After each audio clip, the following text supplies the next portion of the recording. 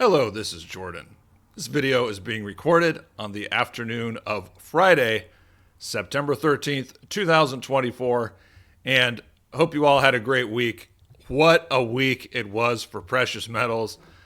They really stepped up their bullish game, and that's why I had to step up my wardrobe for this video and weekly recap.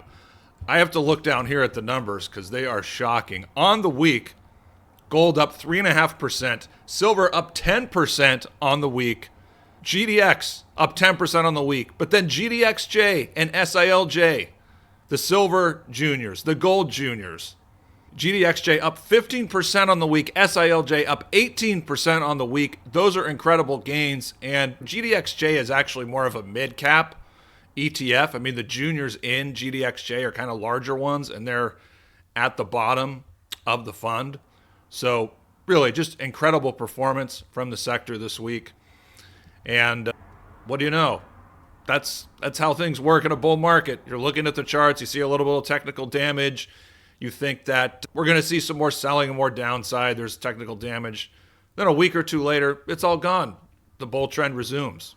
And that's what happened. So let's get right to the charts. I got a lot, so I'm going to try and run through this a little bit faster than usual. Okay, so starting off here with the weekly candle charts. Gold, we had a couple weeks down here, and it held above 2,500 the entire time. And then this week, you got the big 3.5% move up to above 2,600. The measured upside target from the breakout of this 13-year cup and handle pattern, this being the handle right here, that target is 3,000. Now, the log target is 4,000, but we'll focus on the measured upside target. So that's 3,000, and that's gold's next upside target. Now, with respect to silver, we were noting 29 as an important level, but when you go back here and you look at closing prices for silver on a weekly basis, the resistance here and then previous support was around 28. So depending on how you measure it, you could say there's support at 28. I was saying there's support at 29. But we can see down here, after last week, the low was right at 28. And of course, you got the 10% move this week. So that brings into play 32. That's where the next week the resistance is.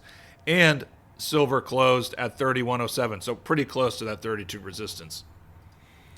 Now, before I talk more about silver, I want to talk about gold in real terms. We always talk about gold against the stock market, gold against the 60-40.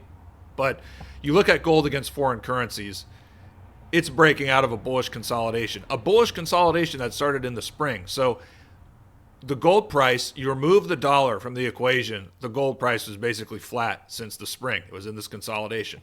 So it's breaking out. Gold against the equal weight stock market, this is really close to breaking out of, this is a 2-year bullish consolidation here. This is really close to breaking out. So a little move up here, and then you're looking at this ratio being at more than a 3.5-year high. So that's what's on the table. And of course, we've noted this before, gold against the equal weighted commodity basket. I mean, if you do gold against the CRB, which is weighted too heavily in energy, it looks fairly similar. So gold against commodities already made its big breakout. It's trending up. So gold in real terms is now in position to carry to 3,000. So we go back to April here, where this had a peak in April. Equal weight S&P against gold, this peaked in April. So gold is higher since this point, but the bottom of this correction, it was 2,500. So it was only $100 higher in 5 months or so. So again, the big takeaway is that gold is strengthening in real terms, and that's what we really want to see. So as gold moves higher, let's keep an eye on gold against the stock market. I have a suspicion, a hidden feeling that it's finally going to start to strengthen against the stock market.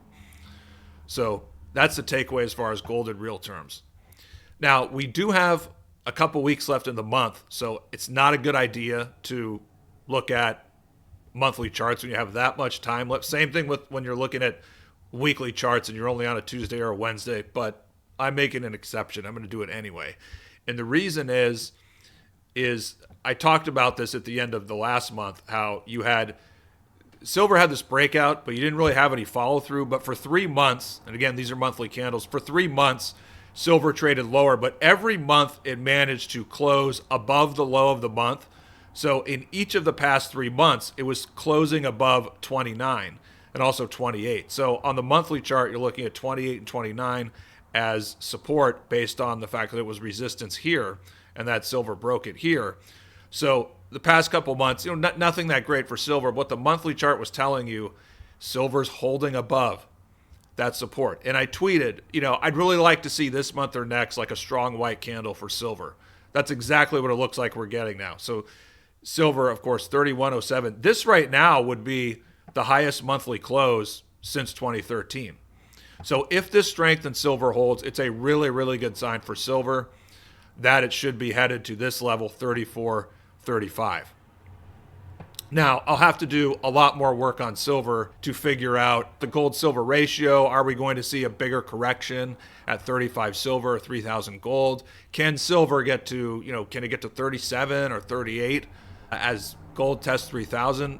I don't know. Those are just things I'm thinking about. But for here and now, we have a strong target for silver of $35 and for gold of 3,000. Now, before we get to the stocks, if you invest in the stocks and you're not a subscriber, I strongly urge you to consider subscribing to our premium service. Go to thedailygold.com/premium. You can learn more about it. You can sign up at the bottom of the page, and you can pause this video. And this is just a quick synopsis of what we do. And every update, I have these great tables where it's a company table with its market cap, how much cash and debt it has, with a paragraph of notes. I have the same thing for a watch list. When you subscribe, you can look at a couple updates and just really after 15 or 30 minutes, you can see what our favorite companies are, what our top holdings are, what our top 10 are, what our watch list companies. I'm doing a new company report this week. I already teased it in the video. I'm really excited about this company. I think it's going to be the next big takeover in the sector. Still has plenty of upside. There's also a silver company. I may have mentioned it once, but I'm going to get more into that in this premium update over the weekend. So if you haven't already, would love to have you at thedailygold.com and our premium service. Now, looking at the stocks, here's the advanced decline line right here with, this is a 400-day exponential moving average. And you can see this moving average does a great job of defining the primary trend.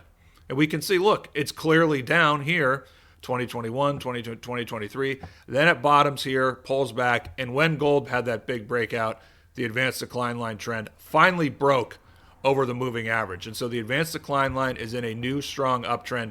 Today, it closed at a new 2-year high. So the advanced decline line, this is a breadth indicator. It's a participation indicator. So when a market is strongest and really bullish, you will see strong participation in a very strong advanced decline line.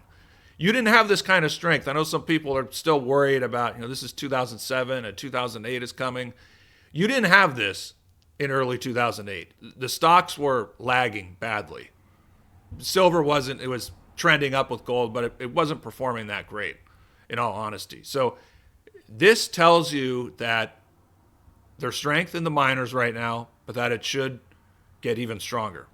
Okay, and let's look at the monthly charts for GDX and GDXJ. And again, we still have a couple weeks left in the month, but based on the monthly charts, this is a clear breakout in GDX. Same thing in GDXJ. This would be the highest monthly close for GDXJ in almost 3.5 years. For GDX, this would be the highest monthly close in 4 years. And in fact, I didn't check what this close was right here, but at this point, GDX could be making its second highest monthly close in 11 years, 11 and a half years. Now, of course, these have to hold up over the next couple weeks into the end of the month. But on a weekly basis, I haven't shown that, but I think GDX only has 1 or 2 weekly closes above 40 since the end of 2012. So looking at these charts for the miners, they're breaking out as far as the weekly and monthly charts, not yet on the daily charts, but it's better when they're breaking out on the monthly and weekly charts first. That's more significant. You don't want to see a breakout on the daily and then not a breakout in the weekly or a monthly. So we're seeing the reverse, which is a good sign. But the point is, these are breaking out. We have strong breadth, and there's not a lot of overhead resistance for the miners right here and now. So they can continue to carry higher over the weeks ahead and over the coming months. Okay, last chart. So looking at the daily bar charts here for all the miners, SILJ included, which 18% gain this. I mean, that's spectacular. Wow. But what I was checking here is, even though we had this slight uptrend in GDX, I mean, if you look at GDXJ and SILJ, in the past couple months, this is really corrective action. But it's bullish because the market was going sideways or even slightly higher. So looking at, SILJ, for example, this is, since May, this is corrective action, probably to down here, you could say. For GDXJ, we could say, yes, since May, this is corrective action. Yes, it did make a slightly higher high here compared to this, but it probably wasn't until here, assuming it keeps going, when the correction ended and the next leg started. So even for the stronger GDX, sometimes when you have a correction like this, it's called a running correction. I don't want to get into that because it's highly technical, but it's basically when the market, it's correcting, but it's still trending slightly higher. I mean, it's slowing down, but for lack of a better expression there, that's why it's called a running correction, because it's still moving. It's still running a little bit, even though it's correcting. And so this, for example, this, you could say the correction started here and it ended here. So this is what a running correction looks like, where it starts here, it ends at the same spot, but it goes down, up, makes a higher high. I mean, it's messy, but it ends at the point where it starts. So anyway, that's too much on a running correction. That's all for this video, people. I mean, if you haven't already, subscribe to TheDailyGold.com/premium. Would love to have you. And it looks like the correction's over. That's what happens a lot of times, is when you're in a bull market, you see a correction, because you have scars, you think it's going to last longer, go lower, and then it doesn't. So there you go. Leave a comment. Let me know what you think. And I'll talk to you guys again in the next video. Macro Mondays coming up on Monday. Thank you for tuning in. Hope you guys have a great weekend.